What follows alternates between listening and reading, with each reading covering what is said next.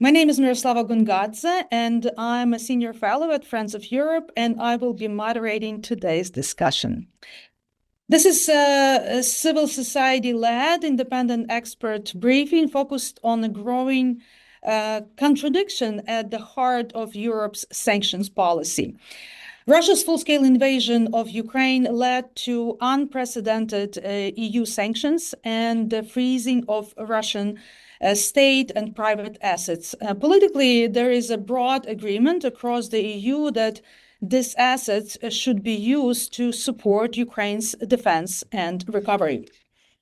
However, the December debates around frozen assets held at Euroclear exposed a serious vulnerability. Cold War-era bilateral investment treaties and ISDS mechanisms are contradicting and constraining Europe's ability to act. What we are seeing is not a lack of political will, but a legal bottleneck. Their private arbitration risks shape public security decisions. Russian investors and state-linked entities are actively using ISDS to challenge sanctions and assets freezes. Claims and threatened claims now exceed $60 billion. Our objective today is to identify realistic, legally and politically plausible ways to protect Europe's sanctions regime and sustain long-term support for Ukraine. Before we begin, let me briefly introduce our speakers today. Lukas Schauk is a political advisor at the International Institute for Sustainable Development and co-author of the report Frozen Assets, Hot Claims. His work focused on international investment law, ISDS reform, and the intersection between investment treaties and public policy. Dirk Schaubel is head of the Russian division at the European External Action Service. He previously served as the EU's special envoy for the Eastern Partnership and as EU ambassador to Moldova and Belarus, with long experience in EU foreign and security policy. Mykola Yurlov is a counselor at the Ministry of Foreign Affairs of Ukraine. He has represented Ukraine in investor-state arbitrations and brings direct legal and state practice experience from Ukraine's side. And Petras Austrevicius is a member of the European Parliament, serving on the Committee on Foreign Affairs and on Security and Defense. He is the shadow rapporteur on Ukraine for Renew Europe and led the Friends of European Ukraine group. He has been one of the most consistent voices in the European Parliament in supporting Ukraine since the start of the full-scale invasion. Thank you all for joining us today.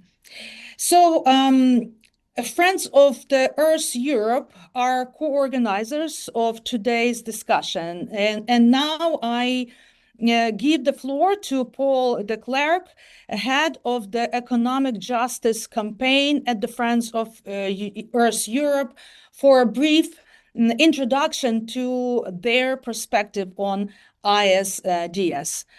Paul, the floor is yours. Yes, thank you, Miroslava. Friends of the Earth Europe, we are an environmental group represented in over 80 countries.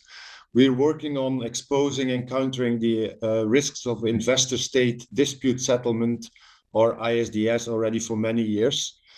For those who don't know, ISDS is a provision that is included in trade and investment agreements that allows companies to make massive financial claims against governments when they take any kind of measure that limits their profitability. It's a one-way system, as governments can't make claims against companies. Moreover, these claims are not dealt with by the normal courts in countries, but by secretive private tribunals that prioritize investor rights over the public interest. Nowadays, more and more EU member states have been attacked through ISDS, and we see that this instrument is increasingly used to undermine climate and energy transition policies of the European Union. But ISDS risks are much broader than climate issues. Last autumn, we documented that in a report that investors are challenging the EU, its member states, and also other countries like the UK on issues such as tax policies, national security, and also sanction policies. And in recent years, we've seen a sharp increase in ISDS cases of Russian investors and oligarchs against sanction policies. From the known cases, as Miroslava mentioned already, claims are already adding up to 62 billion US dollars. A major part of these claims, of these cases, is directly against the Ukraine. But we also see more cases coming up against EU member states who have sanctioned Russian investors. And most of these claims are based on bilateral investment treaties between Russia, the Ukraine, and EU member states. These claims directly undermine Ukraine's capacity to defend itself against Russian aggression, as they cost money and time. But they can also undermine the capacity and willingness of the EU and its member states to support Ukraine. In the Euroclear debate, we've seen very clearly that the mere threat of Russian claims against Belgium had a big impact on what the EU in the end decided to do. In order to end these damaging impacts of ISDS, we are calling on the EU and its member states to terminate BIT's bilateral investment treaties with Russia and Ukraine. Today, we will have a debate about the topic of sanctions and ISDS. Before giving back the floor, I would like to thank Friends of Europe for working with us and providing us with this opportunity for a debate. Thank you very much and have a good debate. Thank you very much, Paul, for setting the scene, and we will be discussing this further. And now I would like to give the floor to our first speaker to kind of start with legal framework. Lucas, the floor is yours. Thank you very much, Miroslava. And I would also like to thank Friends of Europe and Friends of the Earth Europe for organizing this important and what I think timely discussion. As Paul already gave an overview of how ISDS works, I will not go into the basics, but it's important to realize that the scale of the issue of ISDS is significant. EU member states currently maintain more than 900 bilateral investment treaties, or BITs, containing such ISDS provisions. The vast majority of these treaties, however, do not include an essential security exception. And Ukraine alone has 15 BITs with EU member states that contain ISDS and that expose Ukraine to such claims. On the question of why ISDS is incompatible with EU law, there are at least 3 reasons that could be considered. First, ISDS tribunals may be called upon to interpret and apply EU law, but yet they fall outside the EU judicial system. So, for instance, they cannot make preliminary references to the European Court of Justice, which is a procedure that the court has itself called the keystone for ensuring the uniform interpretation and application of EU law. Also, the limited judicial review of the final awards rendered in ISDS by EU national courts is insufficient to guarantee that fundamental EU law rules are properly examined and, if necessary, referred to the Court of Justice. So by removing disputes around EU law from member state courts, ISDS therefore undermines the autonomy of the EU legal order. So we can already see a tension with EU law here. There are further frictions. ISDS may also be incompatible with EU law because BITs, in addition to ISDS, also guarantee investors vast substantive rights, such as the free transfer of capital. Investors can therefore enforce these notoriously vague provisions through ISDS without any exception for the EU to impose restrictions, even if they are warranted by national security. So this prevents the immediate and effective application of restrictive measures, as they can be adopted by the Council. In 2009, the European Court of Justice already ruled that this creates an incompatibility that member states must eliminate, and yet they have failed to do so so far, having neither renegotiated nor terminated the bulk of those treaties. And third, and perhaps most troublingly, even after the EU's 18th sanctions package was implemented last year, and it banned the recognition or enforcement of sanctions-related ISDS awards within the EU, claimants can still pursue ISDS outside of the EU, and they can enforce the resulting awards against EU member state assets or against Ukrainian assets in third countries like the UAE, Singapore, or Hong Kong, or elsewhere. So this undermines the effectiveness of EU sanctions and has prompted the EU to characterize such arbitration as abusive. Now, if we look at this other aspect of how Russian investors and billionaires are increasingly using ISDS to undermine Ukraine's capacity to implement sanctions or national security measures. The recent report reveals that Russian oligarchs and linked entities are using BITs between Ukraine and EU member states, so BITs between allies really, to sue Ukraine for implementing sanctions and security measures that are designed to protect itself from the Russian aggression. There are at least 13 cases that have been filed against Ukraine since the illegal annexation of Crimea, and 8 of them since the full-scale invasion in 2022. 7 of these more recent cases are based on investment treaties with EU member states, and an additional one based on the Ukraine-UK investment treaty. And the case of Russian oligarch Mikhail Friedman illustrates this dynamic particularly well, and it also points to a kind of concerted effort on the Russian side to bring these claims, even if nominally they are being brought through different entities or by different oligarchs. Friedman has personally filed 2 ISDS claims against Luxembourg and the UK over the freezing of his assets, demanding $16 billion from Luxembourg alone. And there are also 3 entities linked to Friedman that have filed claims against Ukraine, challenging, among other things, the nationalization by Ukraine of Sense Bank, which was partly owned by oligarchs Friedman and Peter Aven, and claiming $1 billion of compensation from Ukraine in that case. Beyond Friedman, other sanctioned Russian-linked investors are using European BITs to challenge Ukraine's security policies. Claimants include or have links to Vadim Novinsky, Andrei Molchanov, Friedman, Aven, and also major Russian companies, including Tatneft, Rusal, and Gazprom. The pace of these cases is also alarming, and it's accelerating quickly. While investors started only 2 cases between 2022 and 2024, 6 cases were actually filed in 2025 alone.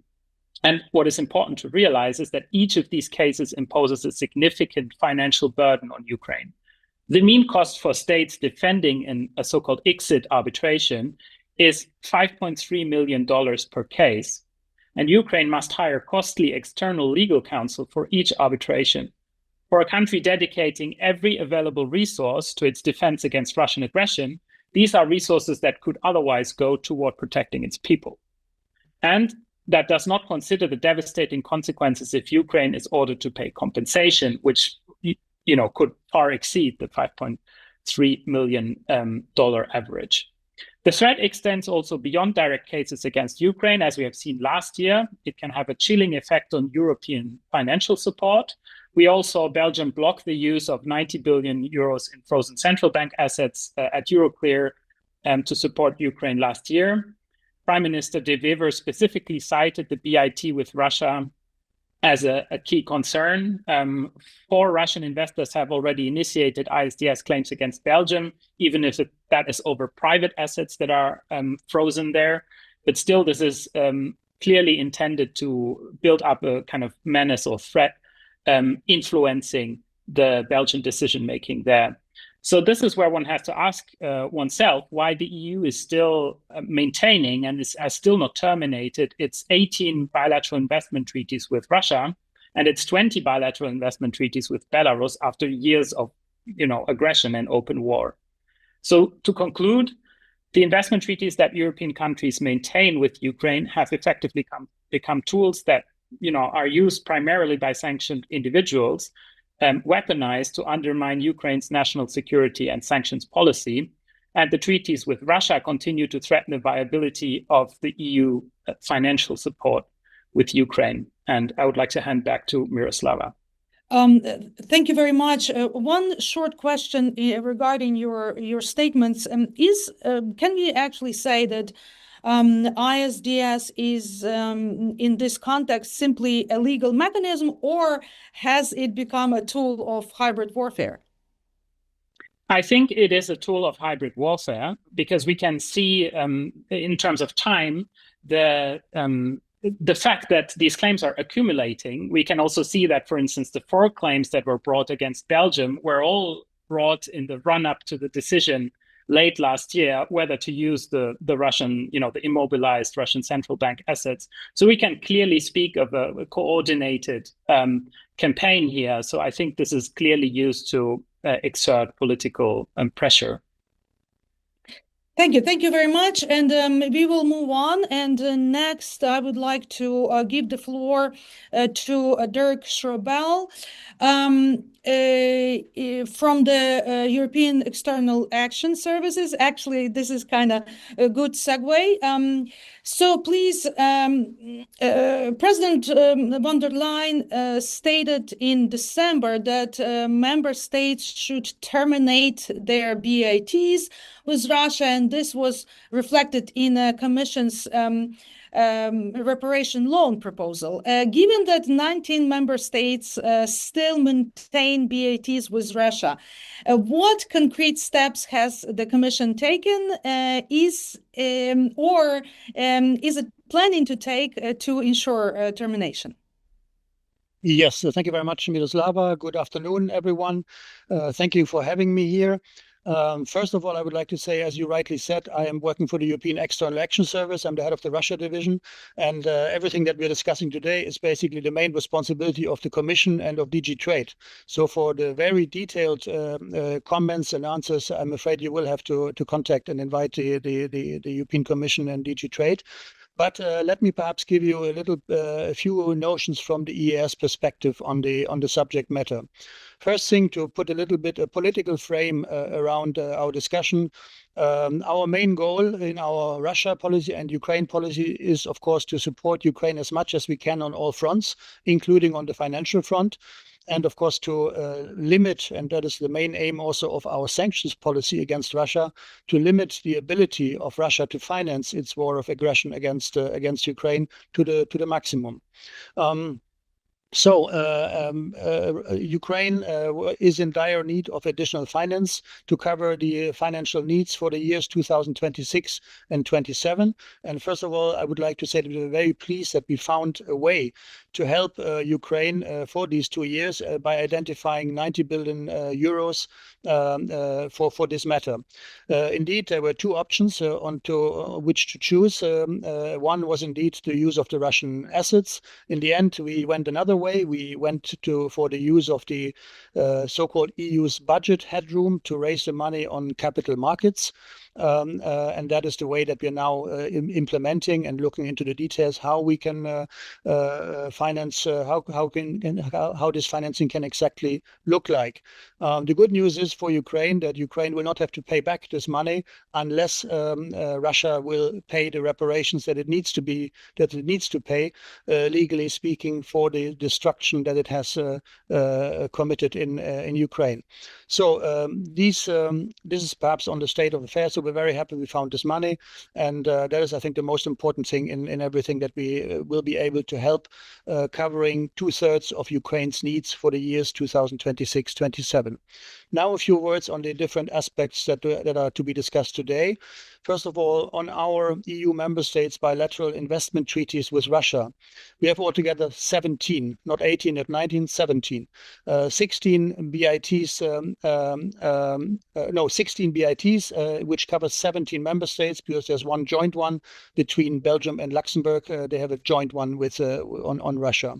Then Austria, Bulgaria, Belgium, Czech Republic, Denmark, Finland, France, Germany, Greece, Hungary, Italy, Luxembourg, Netherlands, Romania, Slovakia, Spain, and Sweden. 5 other member states signed BITs with Russia, but they are not in force: Croatia, Cyprus, Poland, Portugal, Slovenia.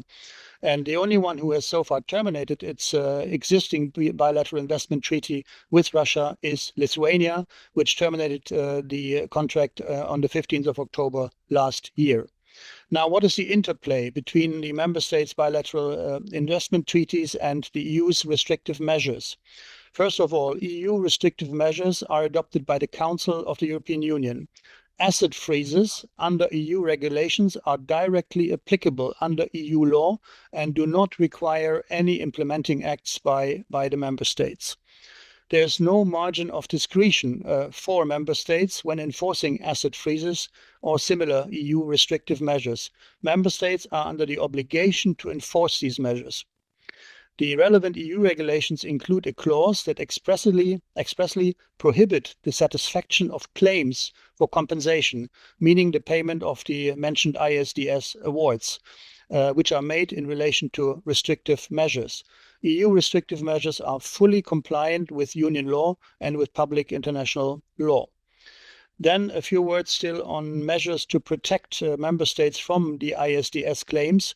At least for inside the European Union, we have, with the 18th package of sanctions, which were also mentioned before, new measures were introduced to add extra procedural safeguards against any illegitimate damage claims and arbitrations, which are based, for instance, on the EU member states' BITs with Russia, that are brought forward or launched by Russian investors or their proxies for the consequences of EU restrictive measures. These safeguards are established in full alignment with international law, and they offer the necessary reassurances while sending also a strong deterrent message. They are also fully in line with measures on damages and on non-recognition already adopted in previous sanctions packages. Pursuant to this 18th packages, EU member states, first of all, must not recognize, enforce, or give effect to any judgment or orders issued in such sanctions-related ISDS proceedings.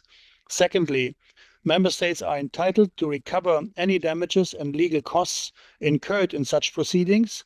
And third, member states are obliged to raise all available objections to the recognition and enforcement of awards arising from these proceedings.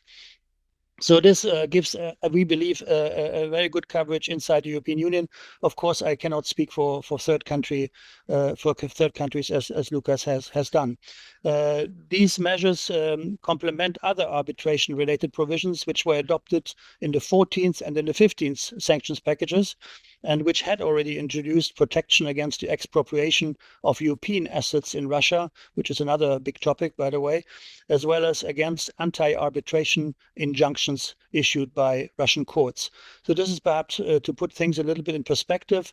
So we believe in short that we are quite well equipped against these ISDS claims that possibly come up. And I think Lucas explained very well the possible illegality of any such claims stemming from ISDS. On your questions on President von der Leyen, I'm afraid I will not be able to reply to these because this is really Commission business, and that is for them to reply to those questions. Obviously. I'll stop here. Thank you very much. Thank you very much. Still, I mean, was the Commission? Will the Commission?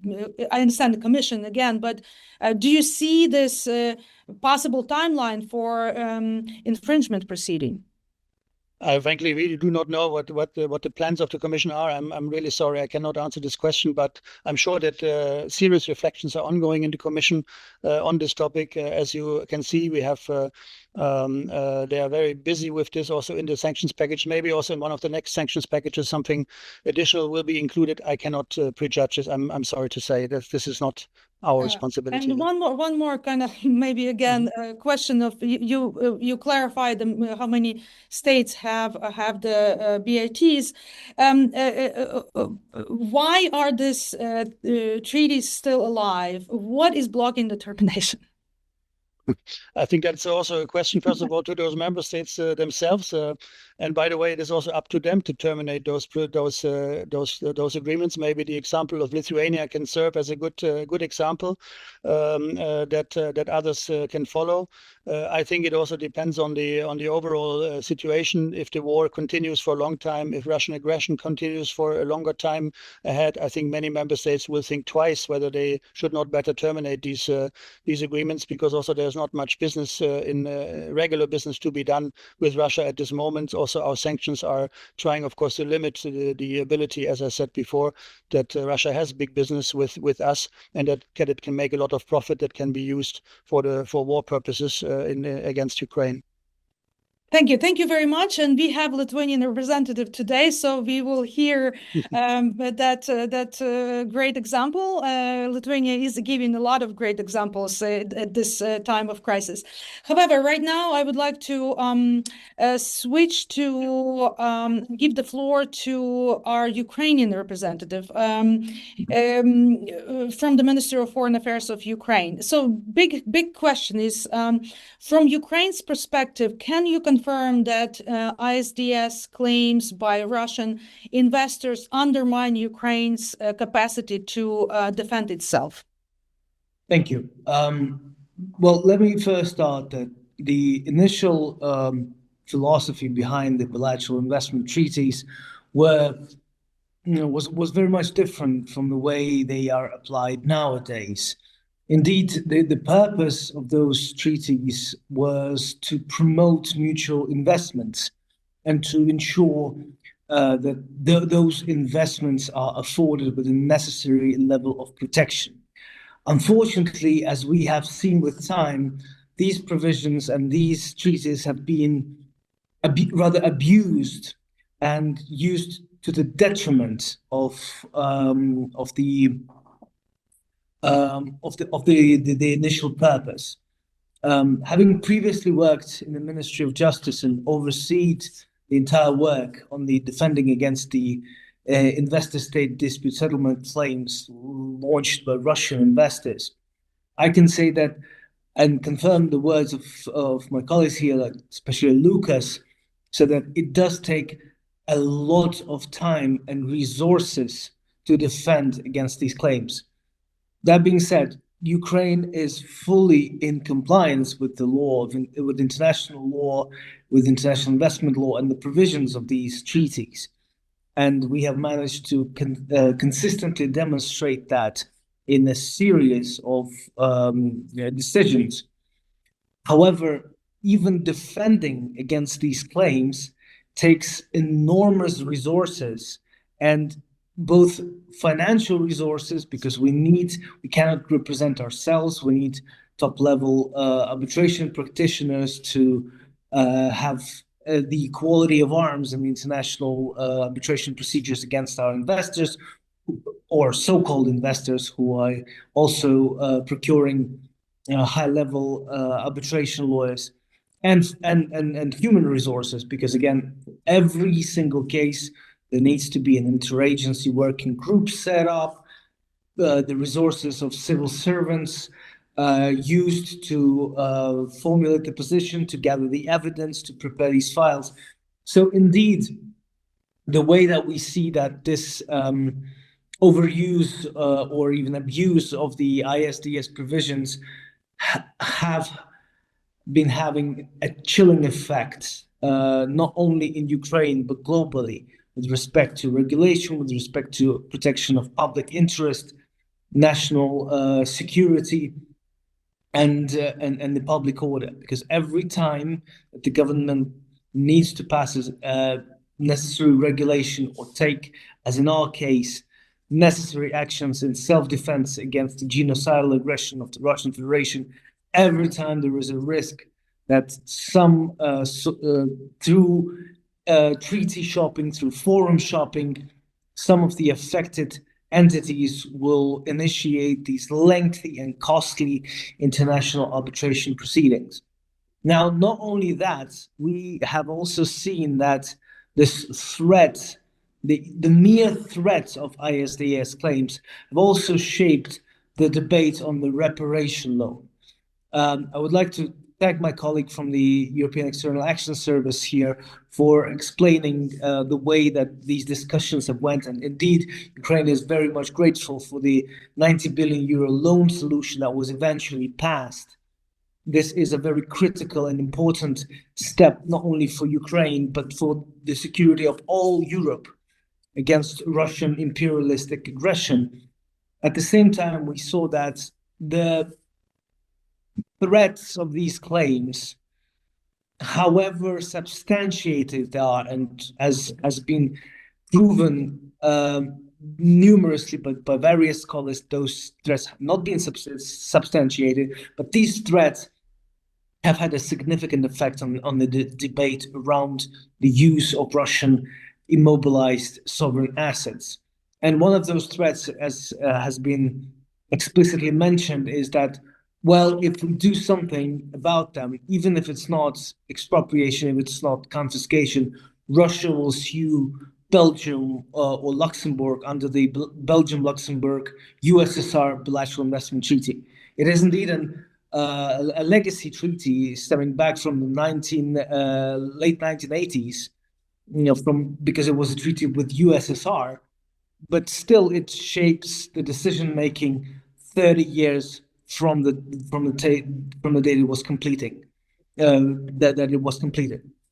And one of the most common misconceptions about that treaty is that allegedly Russian central bank can initiate proceedings against Belgium or Luxembourg under this treaty for the alleged violations of it, if any action was taken with respect to the Russian sovereign assets.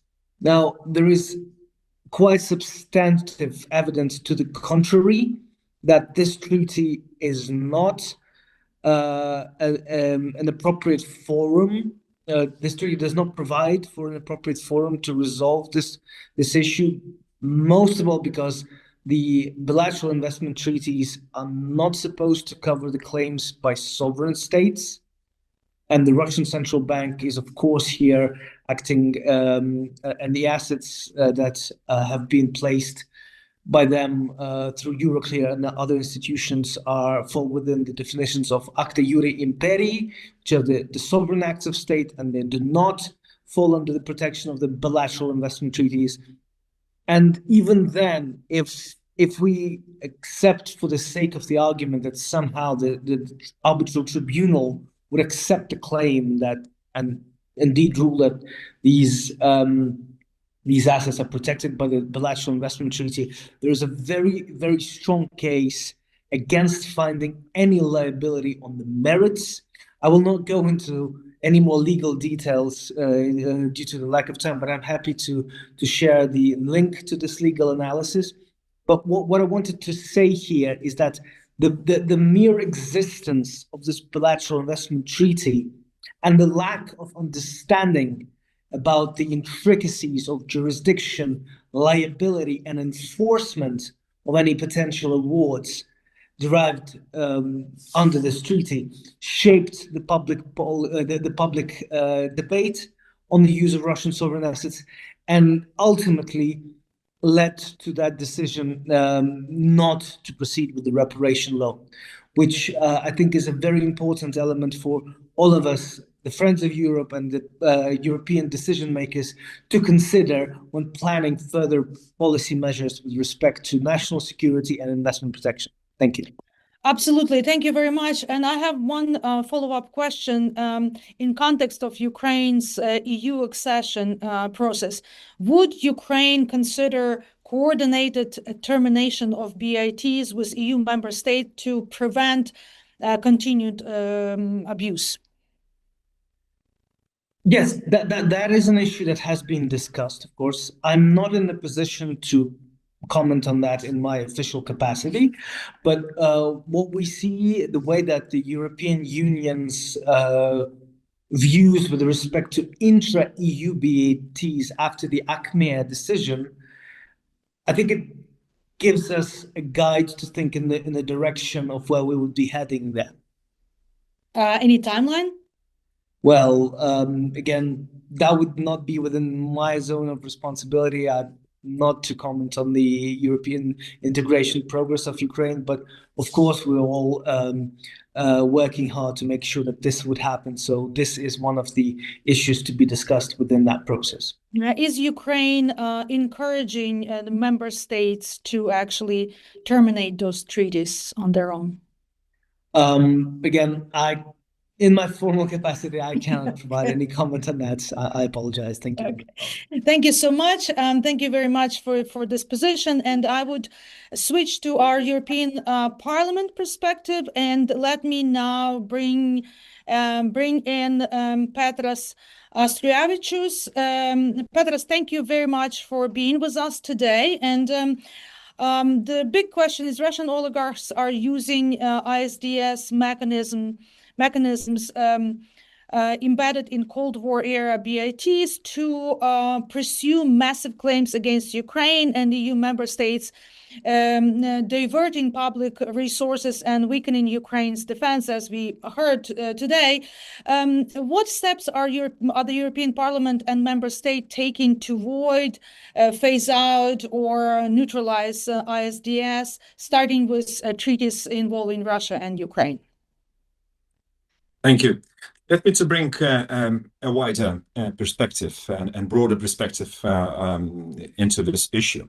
I mean, firstly, if we do recognize that the Russian Federation is an aggressor state, which broken down each and every international agreement, starting from very fundamental United Nations-based legal doctrine to the Geneva Convention, by executing prisoners of war of Ukraine taken by the aggressor state militaries as Russian Federation stands. So that's why I think we have to recognize that against the aggressor state, we should fight not just using military force by deterring Russian military potential, I mean, to inflict as much as they wish the casualties on Ukrainian side, but to use all other legal avenues. I mean, to restrict Russian military potential, economic potential, and to do it continuously. So that's why the European Parliament's position, by the way, was very supportive in terms of using frozen Russian state assets. Unfortunately, it didn't materialize. I have to admit that it was, to my mind, a big political failure of the European Union. Firstly, because of the Belgian position and some supporting member states' position. I think the Belgian government position was wrong, simply counting on its own kind of the potential failure or in fact financial losses concept-based. But indeed, the Belgians, I think, used bilateral investment treaties as something which was one of the arguments, not letting the frozen Russian state assets being used for benefits of Ukraine. And indeed, their argument was like, we can't use it because, I mean, the Russian side will come back with the claims well exceeding the national product of Belgium many, many times. But they did nothing to stop this argument. They made not a single step towards denouncing and canceling that bilateral investment treaty, unlike Lithuania did. And so they used that argument continuously. So it's not indeed a legal argument. It is more political background. I mean, to postpone, to do nothing instead of doing right things on the right time. And in case of Lithuania, I can only appreciate and welcome the government's decision from 2024, beginning of October, by denouncing and approving a special piece of legislation, and then later a year time simply denouncing and informing all sides about the that treaty going into the trash. I think we have a very strong legal and economic argument. We can't let the aggressor state, which is in a hybrid war with Europe. So let's recognize this. It's not just a case of Ukraine, but we have to, deter and to contain the Russian potential as much as we can. And this is not just choice-based responsibility of member states. I think we have to, and we are committed, by many international conventions, to do it as soon as we can. So that's why I really hope this good example of Lithuania will be followed by some member states, at least those who are in the most active support of Ukraine, not only by words, but by real deeds. It must be followed. I don't see any possibility to do business as usual with the Russian Federation, as long as Russia didn't commit itself to stop war of aggression of Ukraine, and again, didn't pay those legitimate claims by the stated by the Ukrainian side. So that's why it is our commitment rather than choice-based policy line. And the Parliament didn't come up with any major explanation on this side, but if you ask the political groups and committees, there might be some explanations coming in this regard. I think the general line is a bit too cautious in this regard. I believe there is no clear line taken by certain committees and the political groups, but generally, I think there would be a support for the action taken by the Lithuanian government. And I think the Parliament should do one thing, obviously, just to encourage other member states to follow this suit. So that's why I think the Russian, threat to impose certain financial losses on member states. By the way, it will happen whatever you wish. Russians are taking very active actions in nationalizing some European-owned businesses in the Russian Federation. Whatever you do, Russian side is in a more initiative-taking position in this regard.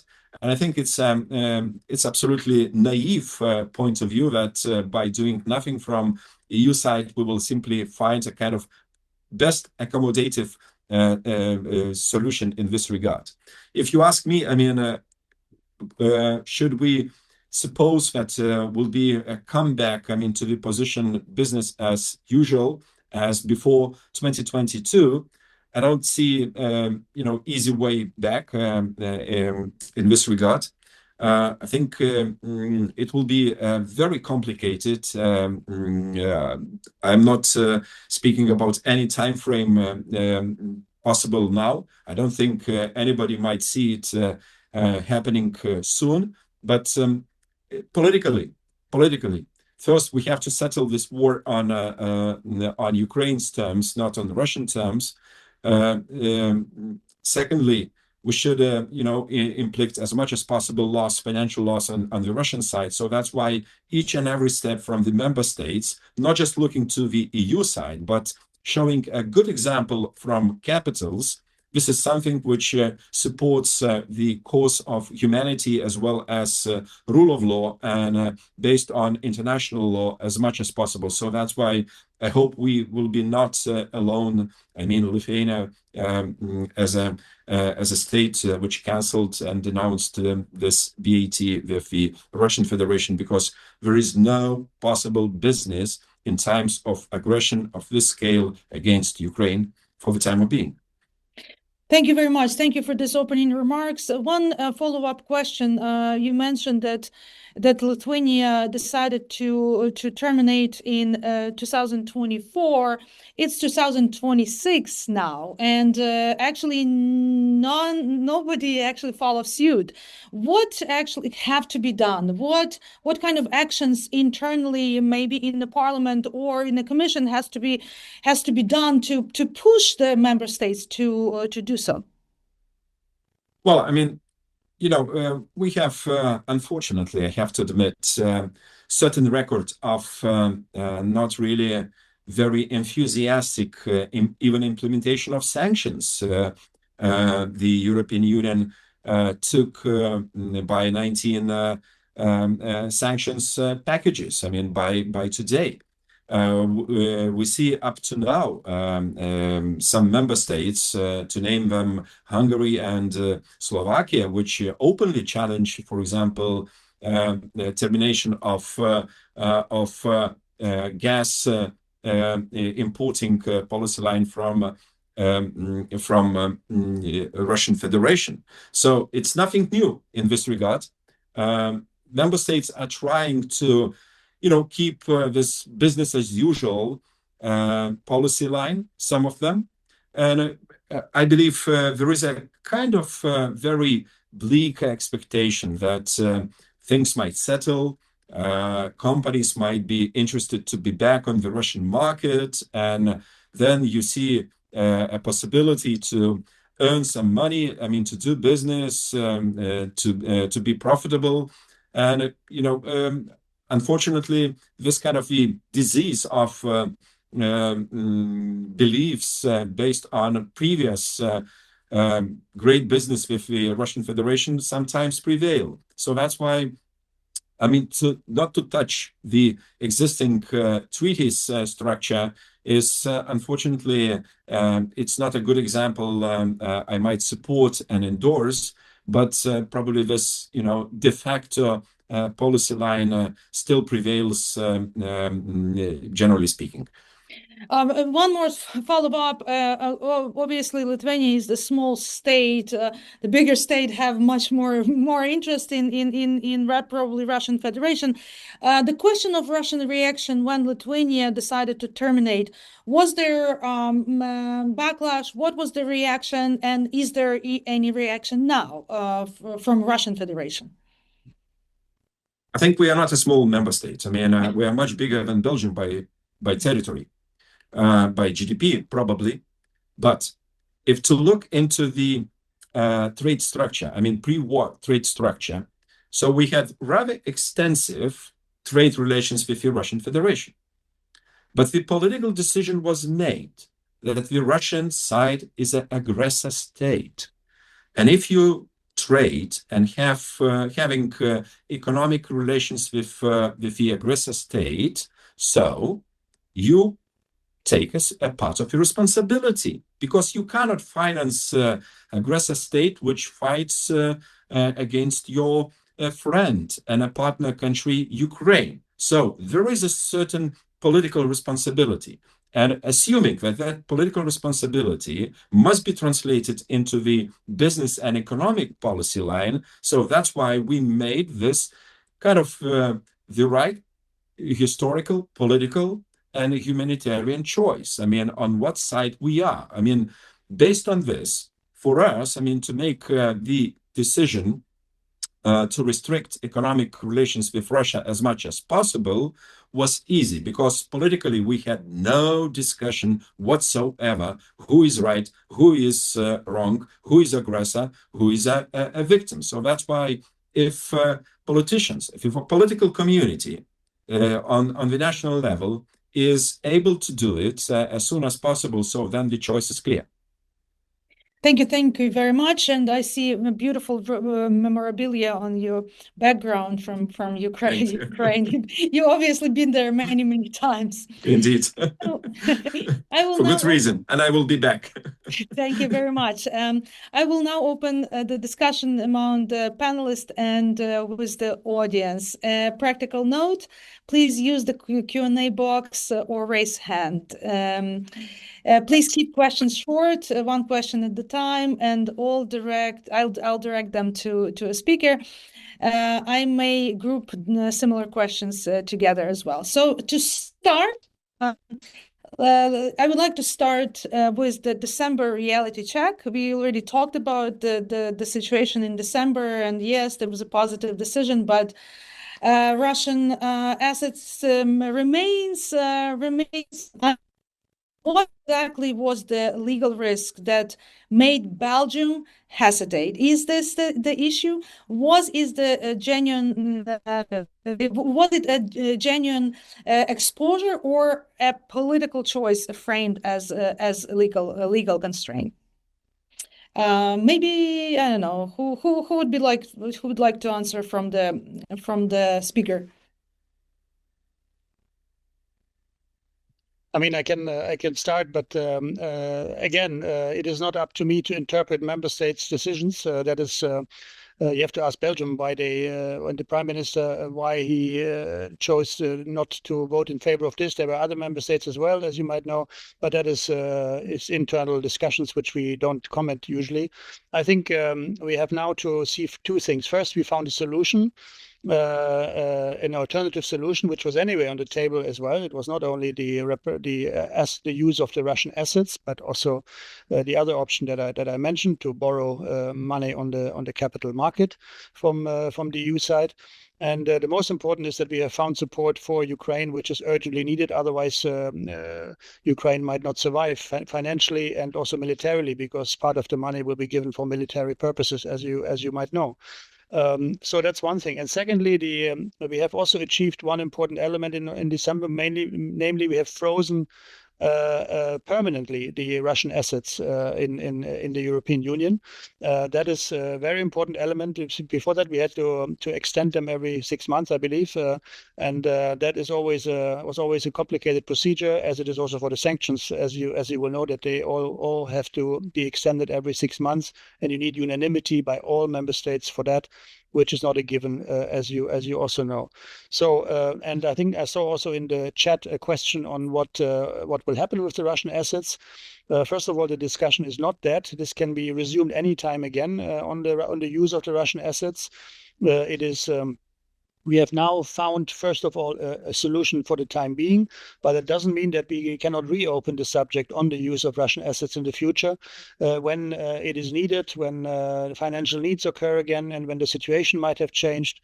If Russia continues and intensifies its aggression against Ukraine in the future, I think this topic might well be back on the table for discussion. Thank you very much. But yes, the Russian assets are not mobilized. They are staying still. However, you cannot really use them in any way or borrow money against them. So sorry. Yeah. Yeah, sorry, but we use the interest of the Russian assets, which is not so bad, by the way. I think 3.5 billion euros have already been created by this. So the interest, the windfall profits, as it is called among experts, that is also useful. It is not the full amount. It is only a percentage of it, but at least it is something. But as I said, let's not, the issue is not closed. It might be reopened anytime when we deem it necessary.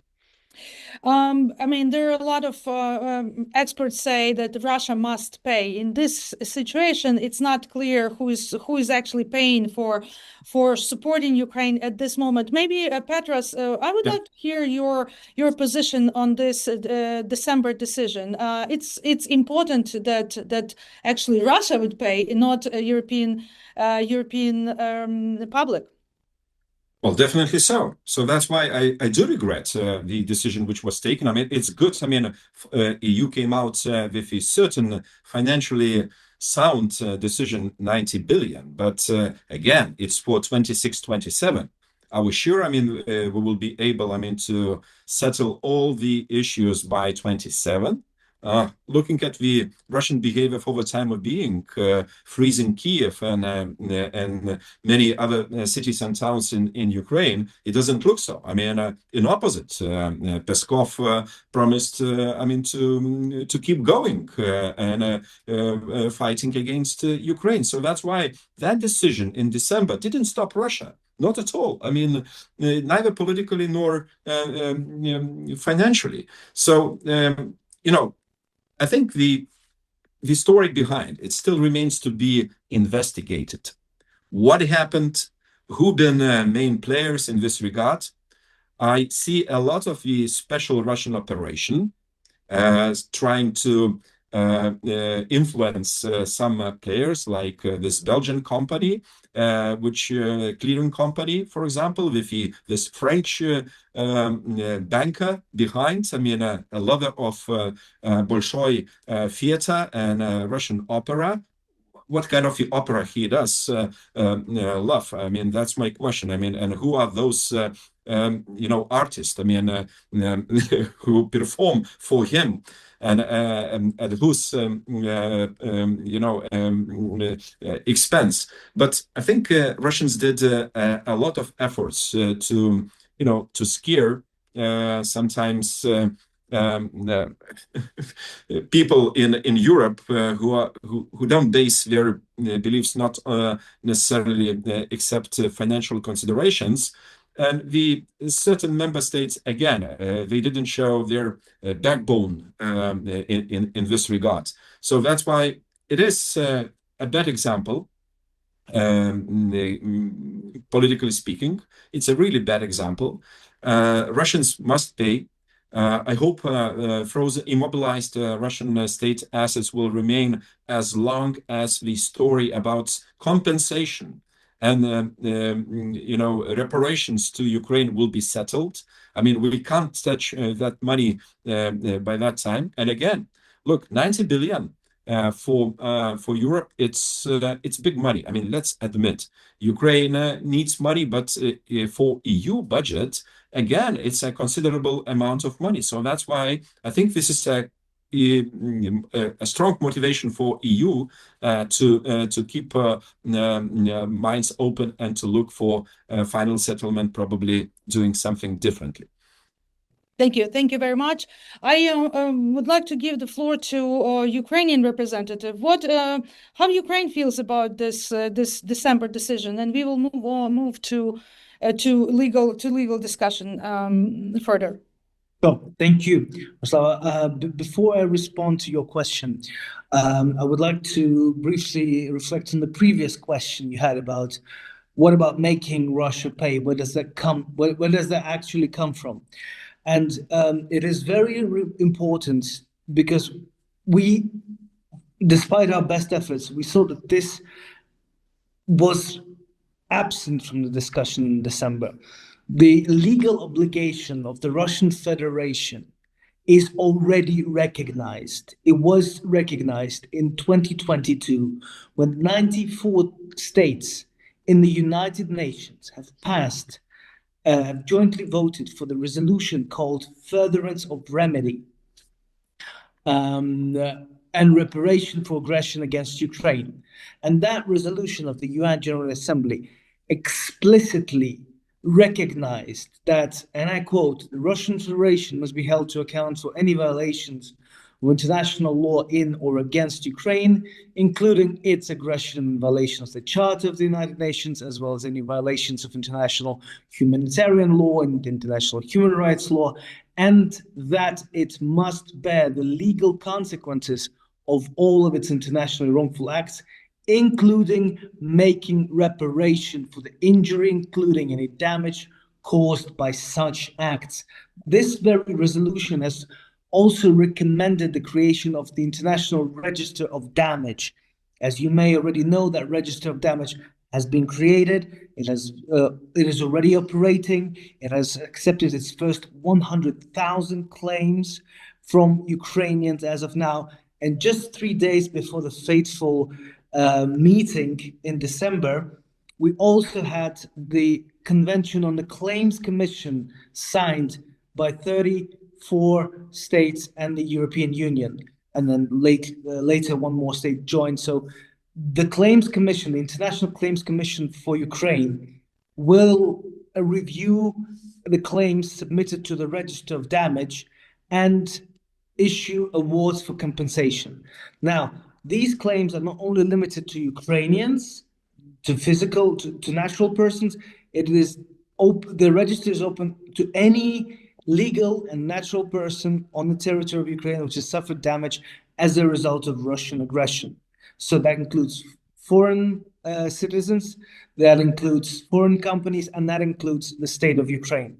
Thank So you, now- Mykola. We are moving a little bit from the topic. Let me bring other people as well. And actually, I would like to bring Lucas into this discussion about the termination. If termination happened today, sunset clauses can preserve exposure for 10, 20 years. What is the real value of termination if the weapons remain loaded? Yeah, that's a great question. So termination is primarily an issue between Ukraine and the EU member states. And so in that sense, you could have basically a mutual neutralization of the sunset clauses. Sunset clauses can be terminated as well. They can be shortened. There is an international legal practice on shortening or extinguishing sunset clauses in investment treaties. The EU has done that in its internal intra-EU termination treaty. It has done that for its own investment treaties, and that applies both to investment treaties that were terminated by this agreement and investment treaties that had already been terminated prior to this agreement, but whose sunset clauses were still running. So the neutralization of sunset clauses is an absolutely vital tool in making sure that this legacy problem of ISDS claims under these clauses are being addressed. But I do want to take the liberty also to answer to the previous question, more related to the assets held at Euroclear. And while I'm agnostic as to the merit of the underlying legal argument, and I'm sure that would play out, etc., what we see here is that these investment treaties, they exert a pressure, they exert an effect before claims are even being filed. And that is very important to take into account. It is the political salience, it's the political purchase of the threat, the fact that Bart de Wever can stand in the council and say, this looks like a credible threat, and everyone listens to him. Well, that is an issue that has to be taken into account. So notwithstanding the legal viability of the underlying claim, the investment treaty with Russia is allowing Bart de Wever to make this claim, and the other heads of state cannot simply say, we're going to dismiss this issue, because they have to look into the treaty. And when they look at the treaty, they see an 8-page document. Can you imagine? An 8-page document is governing all investment between Belgium and Russia. So we have totally vague provisions in there. We have provisions in there that, investment is any type of asset, including, so open list, could be any type of asset. And an investor can be any, legal entity incorporated in Russia. Okay, what is legal entity? Is that the sovereign, is that the central bank of Russia? Is that included or not? And we are to afford fair and equitable treatment at all times to all foreign investors. What does that mean, fair and equitable treatment? What does that mean, frustrate the legitimate expectations of a foreign investor when it comes to measures being adopted in the national interest? Same issue on indirect expropriation. Does that fall within this definition of indirect expropriation that has no qualifiers, that has no carve-out, that does not refer to national security, that does not refer to situations of war? Right? So it's important that we maintain the focus of this discussion on the underlying issue that these treaties are. And yes, you're right. Termination does not solve all the issues. And in case with Russia, the sunset clauses would apply, and Russia would certainly not agree to neutralize the sunset clause, but it would send a powerful political signal, because as Petras has rightly pointed out, and I can confirm that from conversations that I've had with ministerial officials across EU member states that are in charge of investment treaties, many of them are speculating as to when there will be return to business as usual. Many of them are already thinking about, they're receiving calls from the investors that still have legacy investments in Russia, and that call them, when will we normalize relations, etc. There's a lot of speculation going on as to when things will return to normal. And I think in this regard, termination would be a sign, a political token of commitment to support for Ukraine, to say we value our freedom to adopt the most stringent restrictive measure required to support Ukraine over a potential stake in a post-war, Russian economy. And I think that's important Lucas, to bear in mind. thank you very much, because we have like 10 minutes to go, and we have a lot of people wants to speak. Francis, right? Francis, please, you have a microphone. Yes, can you hear me okay? Yes.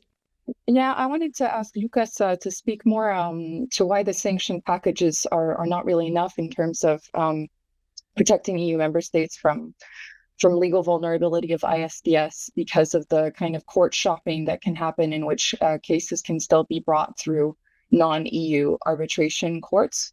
And I wonder if after that you might be able to formulate that in a way that Dirk Schugel might also be able to respond on what more steps can be taken, considering that the sanctions packages are insufficient. Please, thank you very much. Lucas, 1 minute. Yes. So I think the biggest weakness of the sanctions package is that it doesn't ban enforcement of awards against Ukraine. We see many of these claims are being brought against Ukraine, and that's not happening. That's not being banned. And Ukraine is the country that is, this is the victim of this war.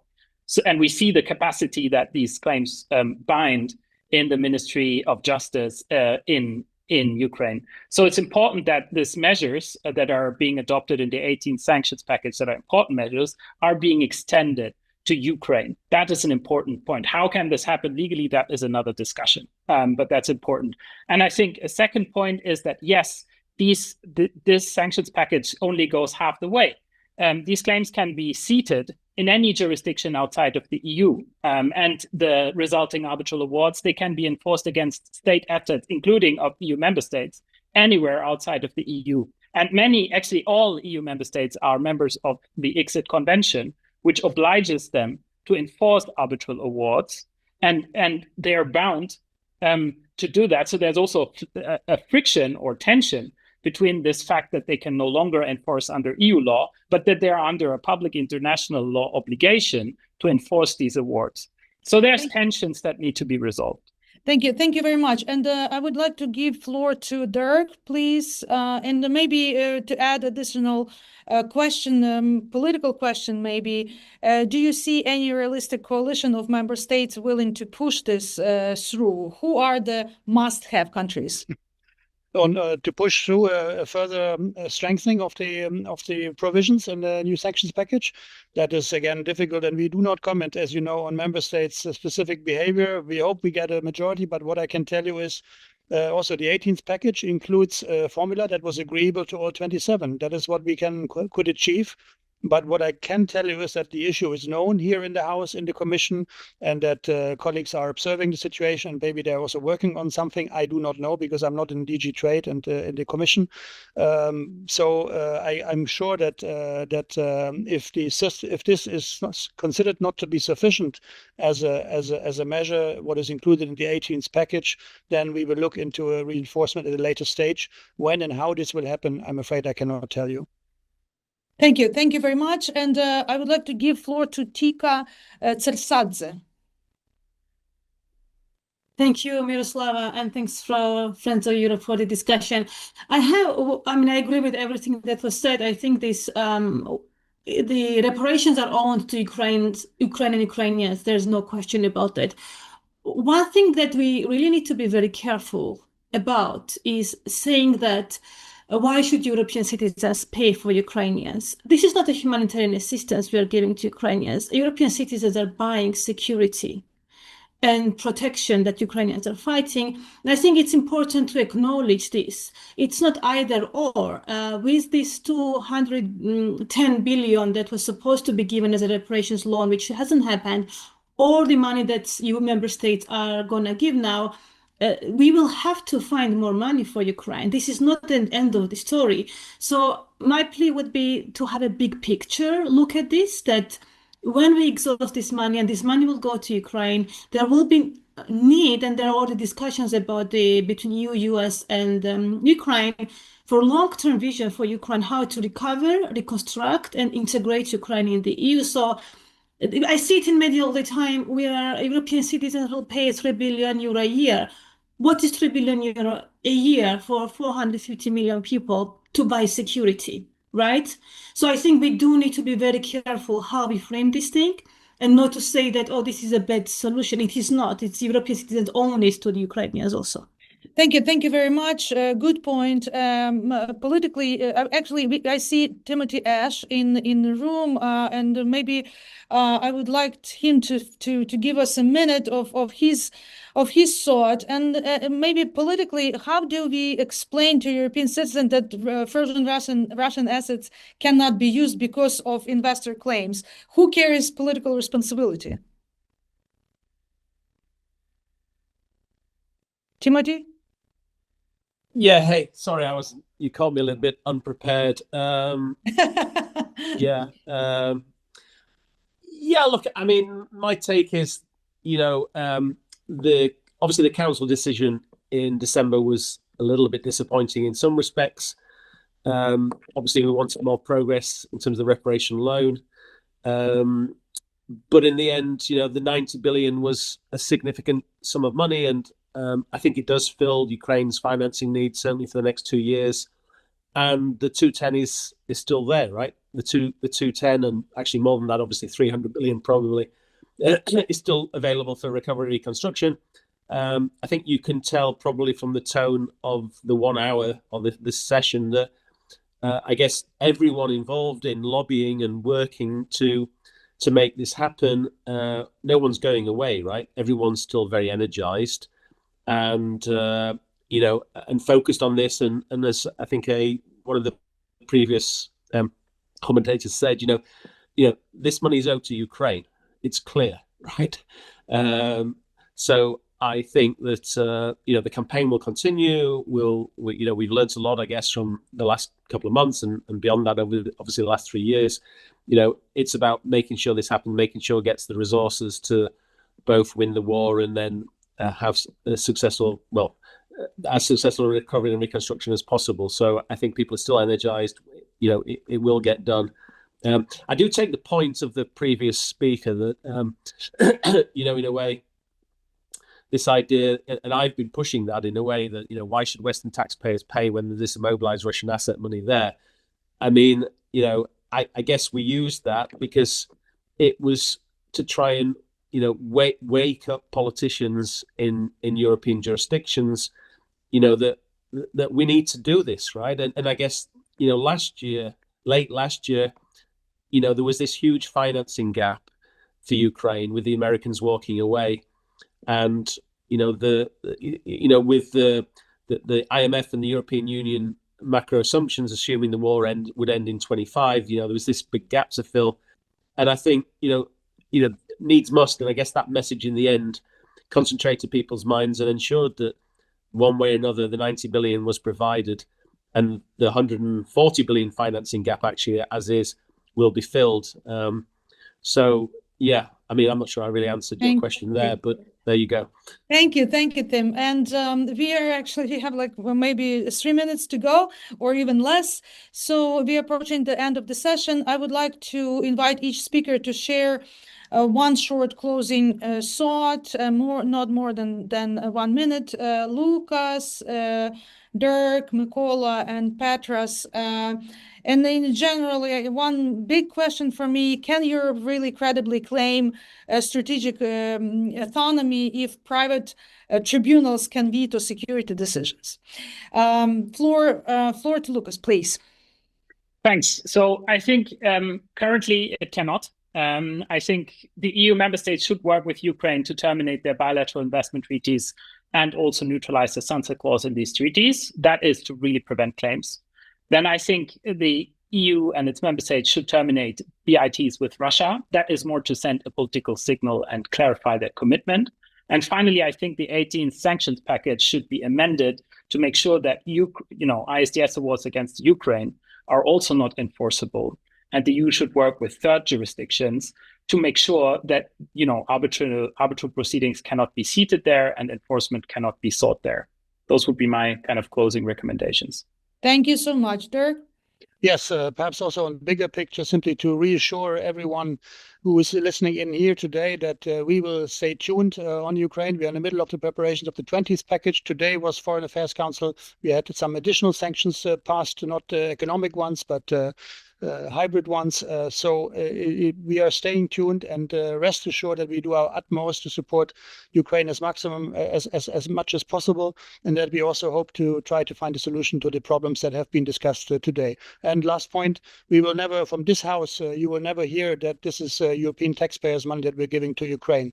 We are giving this because we know why we're giving this, since Ukraine is protecting the European Union at the same time from this aggression from the big bear next door. I'll stop here. Thank you very much. Mikola.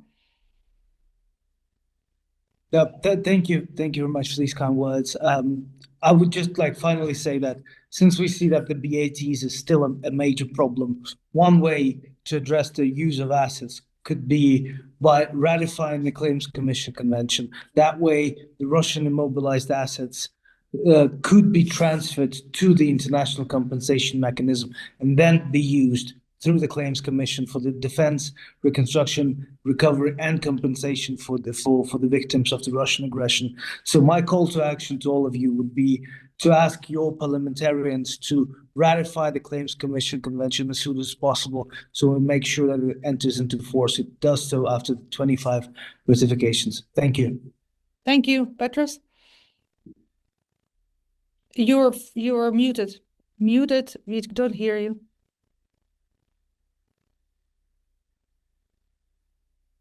You're still muted. Yes, Good. thank you. I'm sorry for this.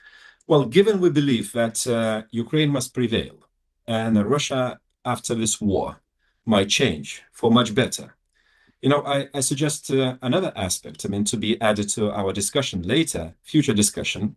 We should ask the democratic opposition of Russia to express its view on frozen Russian assets, which generally speaking belong to people of Russia, and to offer them, to explain, and probably by this to encourage sometimes, scared European and Western politicians to move forward in this regard. So I rely on wise and future-looking democratic Russian opposition assisting and helping, empowering European and Western politicians to move forward and supporting Ukraine as much as we can.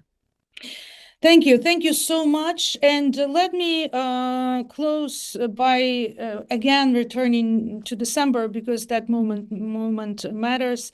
The debate over frozen Russian assets revealed something fundamental. Europe is trying to conduct wartime policy with peacetime legal tools, and that has to be changed. If sanctions can be weakened through private arbitration, if frozen assets cannot be mobilized because of the legal fear, then Europe's security policy is no longer fully in the hands of its institutions, and it's a big problem. I would like to close. Thank you very much. Please, Friends of Europe is fully committed to talk about supporting security in Europe and helping Ukraine to withstand Russian aggression. And we are here with the team. Please reach out with your proposals, with your questions, and we are open. And thank you very much, and keep up with our future events. Thank you.